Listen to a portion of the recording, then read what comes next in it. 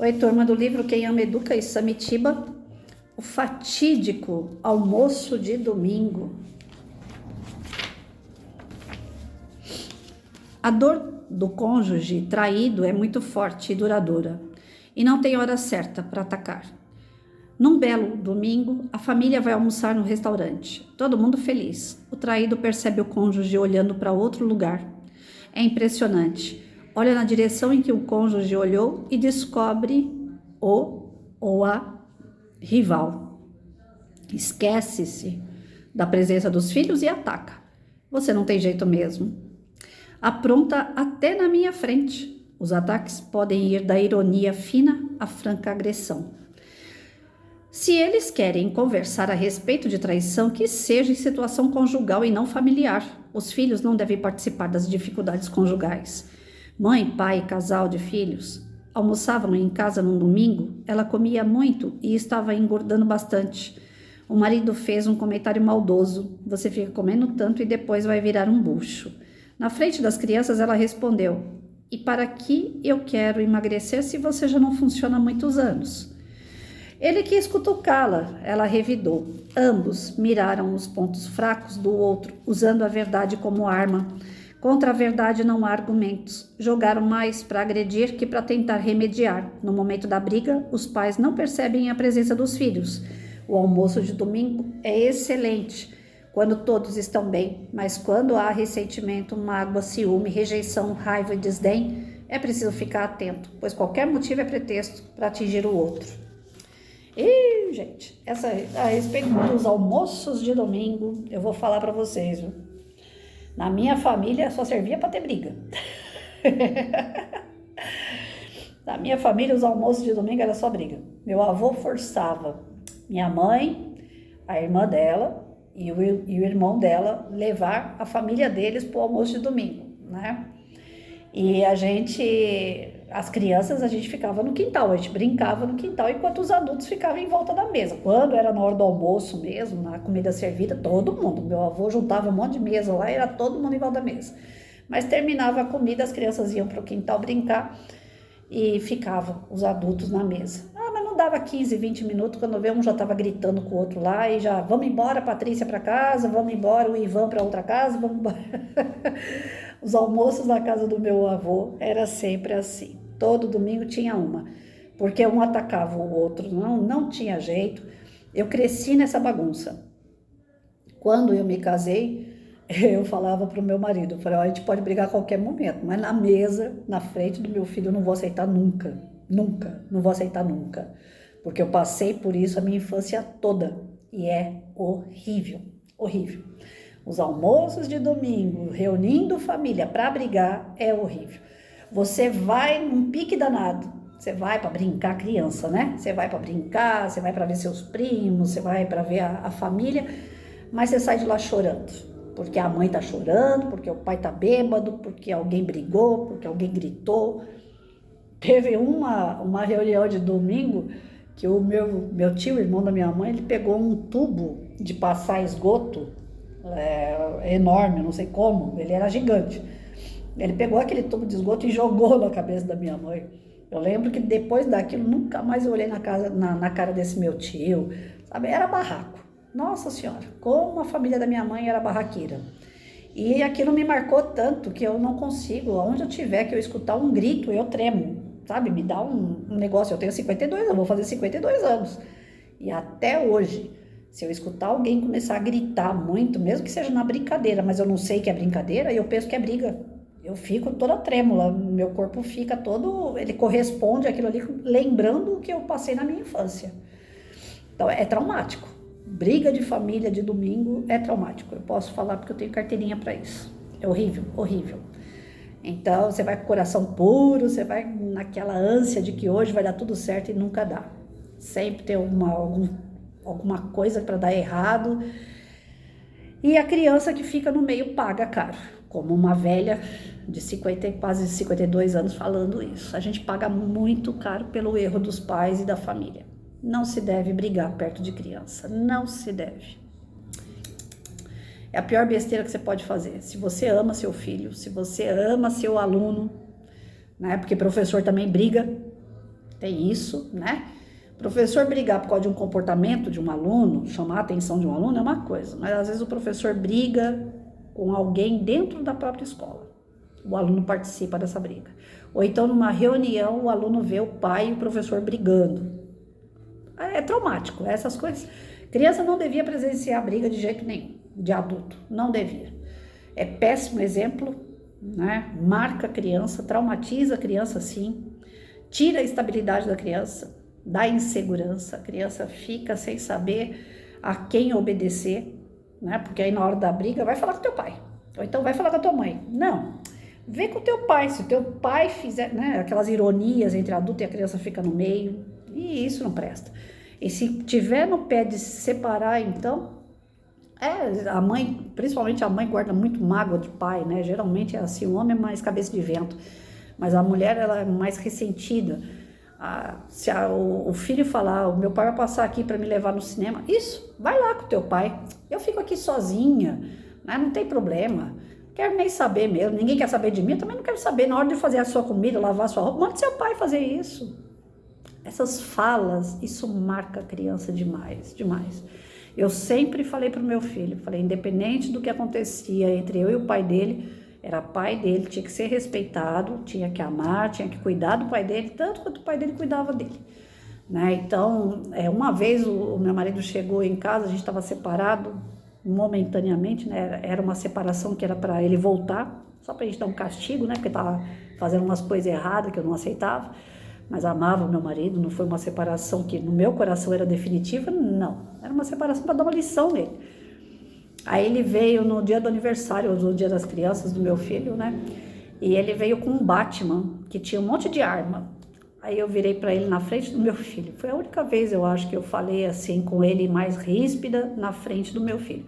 Falei, você sabe que eu não gosto de arma para uma criança. Por que você tá dando um herói aí cheio de arma? Mas é um herói. Eu falei, é um herói, mas tá cheio de arma. Tá errado. Então, assim, naquele momento eu tirei a autoridade dele perante a criança, né?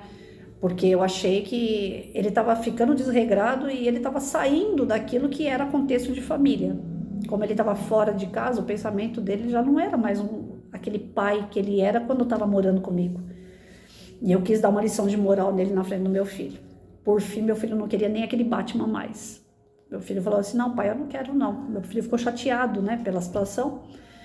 Aí ele pegou e falou assim, não, esse Batman aqui é meio duvidoso, ó. Aí o pezinho do Batman mexia, né? Ele falou assim, esse Batman aqui é meio duvidoso, ele fica até na ponta do pé. Aí puxou o pé assim, né? Falou, até parece uma bailarina, ele não é valentão, não, esse Batman aqui é meio esquisito. Ele tentou consertar a situação de uma maneira que ficasse mais suave, mais engraçada, e a errada, naquele momento, fui eu. Então, assim, a gente tem que saber que o problema de adulto é de adulto. Se o marido, se a esposa está traindo, está fazendo algo que o outro não gosta, o problema é do casal, não é da família. A criança não tem que participar. Cansei de falar isso em reunião. Os pais, as crianças vinham falar para mim, meu pai e minha mãe brigam demais, eu não tenho ambiente em casa, eu não consigo estudar, eu não consigo fazer nada, porque meu pai e minha mãe vivem brigando. Então eu chegava na reunião, eu pegava aqueles pais que tinham briga dentro de casa e eu chamava em particular, falava, vocês têm que parar com isso, a criança não tem nada a ver. Né? Quer brigar? Briga, se mata, mas longe da criança. Né? Eu não estou aqui para ficar me metendo na vida de pai e mãe, não. Eu sou professora. O meu problema aqui é o aluno. E o aluno está sentindo dor. Ele está sofrendo, porque ele vê vocês brigando. Então, vocês dois precisam arrumar um lugar para brigar. Né? Sai, vai para um restaurante, vai para um boteco, vai para uma praça, conversa. Não precisa gritar. Essa história dos gritos não resolve nada. Né? A gente grita porque a gente se desespera, a gente se desequilibra. Então, quando vê que vai desequilibrar, vai falar o que não deve, senta a hora, pede a Deus uma intuição para falar o que é mais certo, né? Eu sei que não é fácil. Eu já passei por um monte de briga, né? Mesmo vida conjugal, vida de relacionamento com outra pessoa, eu sei que não é fácil. Eu sei que quem estiver me assistindo vai falar assim, Patrícia, é fácil falar. Não, não é fácil. Nem falar é fácil, porque a gente só fala aquilo que a gente tem moral. Eu não tenho moral para falar, porque eu também sou briguenta, né? Eu tenho buscado ser menos briguenta, buscado mais equilíbrio, buscado mais sabedoria, para resolver as situações sem me desequilibrar, sem brigar. Mas isso não é fácil, mas é necessário, né? Principalmente quando se tem filho, né? Na escola, por exemplo, os professores, para educar uma criança, não bota a mão numa criança, não bate na criança e educa. Por que que em casa a gente perde a paciência e bate na criança? Na escola, o professor tem problema com o diretor, vice-diretor, coordenador, tem problema com os pais, mas ele não grita com ninguém. Por que que em casa a pessoa grita com o marido? Tá aí, é isso que tem me feito parar e pensar em muitas coisas que eu já fiz de errado e coisas que eu preciso mudar, que Deus ainda está me dando oportunidade para mudar enquanto eu estiver viva. Então não é que, tá tarde, já foi, hoje eu não sou mais professora, então eu não posso mais resolver, eu não posso resolver isso na sala de aula, mas eu posso resolver isso aqui fora, enquanto mãe, enquanto amiga, enquanto mulher, enquanto vizinha. Nunca é tarde para a gente aprender a ser melhor, porque quando a gente equilibra, quando a gente percebe que dá para conversar as coisas, né, de uma maneira branda, tranquila, sem ofender, sem ironia. Eu passei agora recentemente mesmo uma situação assim que a pessoa foi me tratar com ironia e eu falei, olha, tá ficando feio, né? Não é necessário ironia para uma pessoa de 52 anos. Patrícia, eu gostei disso. Patrícia, eu não gostei disso. Pronto. Aquilo que eu acho que eu errei, me desculpa. Aquilo que eu acho que eu não errei, eu não vou pedir desculpa. A gente pede desculpa por aquilo que a gente acredita que está errado. Então, aquilo que você acha que eu errei e que eu acho que eu não errei, eu não vou pedir desculpa para você. E não vai ser sua ironia, não vai ser o seu modo, o seu tratamento que vai fazer eu mudar de ideia. Então, as pessoas não vão te convencer através de esporro, através de briga. Não. Você vai se convencer se está certo ou está errado pela tua consciência. E se você não tiver consciência, você não acha que errou e fica por isso mesmo. Tem cara que trai a mulher, ele tá na rua, junto com a mulher dele do lado. Ele tá olhando para outra mulher, a mulher fala para ele assim, olha, você tá olhando para outra. Mas ele não tem consciência. Como não, Patrícia? Ele tá vendo o que ele tá fazendo. Ele tá vendo o que ele tá fazendo. Mas ele não tem consciência que aquilo ali já é um momento de traição. Para ele só tá olhando. Que o olho dele foi feito para isso, ele só tá olhando. Agora, se ele é mais maduro, ele vai falar assim, puxa, minha esposa, desculpa, né? Realmente eu olhei ali, mas eu não quero, eu quero você. Você é minha mulher, eu amo você. Mas eu olhei. Não posso negar que eu olhei. Me desculpa, eu vou me vigiar mais para isso não acontecer. Isso é a atitude de um cara maduro. Agora, o cara que não é maduro, ele vai falar assim, tô olhando o quê? Ou então ele vai falar assim, olhei, daí, eu não desejei, não quero a mulher para mim não, o meu olho foi feito para isso, é para olhar, não posso olhar? O cara imaturo. Então, quando você tá do lado de uma pessoa que é imatura, dificilmente ela vai arregar, dificilmente ela vai falar, não, realmente eu errei, desculpa. Ele não vai pedir desculpa. Ele não vai se arrepender. E se pedir desculpa não é por arrependimento, é para amenizar a situação. Então, tudo depende de um comportamento maduro. O casal tem que ter um comportamento maduro para entender que a criança não deve sofrer consequências do seu mau relacionamento. Assim como na escola, o professor tem que entender que ele tem que ter ética, que ele não pode sair brigando com todo mundo na frente das crianças, porque ele tem que ter ética. E essa ética a gente usa em todos os lugares. A gente usa para pegar um ônibus, a gente usa para pedir um pão na padaria, a gente usa para fazer uma viagem, a gente usa para entrar no cinema, a gente usa para entrar na nossa casa, entrar na nossa família, estar com as pessoas. É uma posição ética, uma posição de respeito.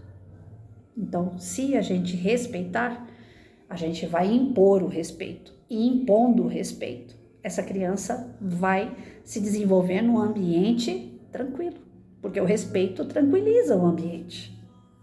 Agora, a falta do respeito desequilibra, traz consequências ruins, muito ruins. Então, o que está se pedindo no texto para nós aqui? Respeito. A família precisa respeitar a criança, se ela quer respeito. E olha que a gente respeitando, fazendo o nosso melhor. o resultado pode ainda sair negativo. Imagina se a gente não fizer o que é certo. Pensa nisso, tanto o professor como os pais. Respeitar o seu aluno, né? Tem muito professor que reclama do comportamento do aluno, mas o comportamento do professor é horrível. Então, olha bem. Teve uma professora uma vez, estou lembrando agora, várias professoras, né? 32 anos, teve vários casos, mas tem uma professora que eu lembrei agora. Ela reclamava que a sala dela era muito agitada, muito agitada. Ela falava, nossa, eu não consigo dar aula, a molecada toda agitada. Mas ela entrava na sala minha, que era quieta, que era equilibrada, que era disciplinada, e em 5 minutos que ela entrava na sala, a sala já era outra. Era criança andando na sala, era criança pedindo para ir no banheiro, era criança gritando com ela, era criança apagando a lousa, era criança jogando giz no outro. Às vezes eu ficava na sala e eu falava, meu Deus, não pode ser a minha sala desse jeito. Como mudou completamente. Então, quando ela reclamava que as crianças eram muito agitadas, eu falava, não são as crianças, é o teu exemplo. Você não respeita os alunos. Você é agitada, você bota a sala para ser agitada também. Tem uma comparação muito ridícula, mas é verdade. Não dizem que o cão puxa o dono? Na sala de aula, os seus alunos são reflexos de você, professor. Se você não dá moral, se você não dá respeito, se você não tem ética com os seus alunos, eles também não vão ter com você. Então, os adultos precisam entender que nós chegamos primeiro do que as crianças para ensinar, para exemplificar. Nós somos modelos. Que tipo de modelo você, que está me ouvindo agora, está sendo para o seu filho, para o seu aluno? É isso, é refletir sempre sobre a nossa conduta. A nossa postura vai refletir lá e vai voltar para nós. Então, o que você quer para você? Quer uma sala agitada? Quer um filho com problema, traumatizado? Então, se você não quer nada disso, seja moderado, seja ético, tenha respeito.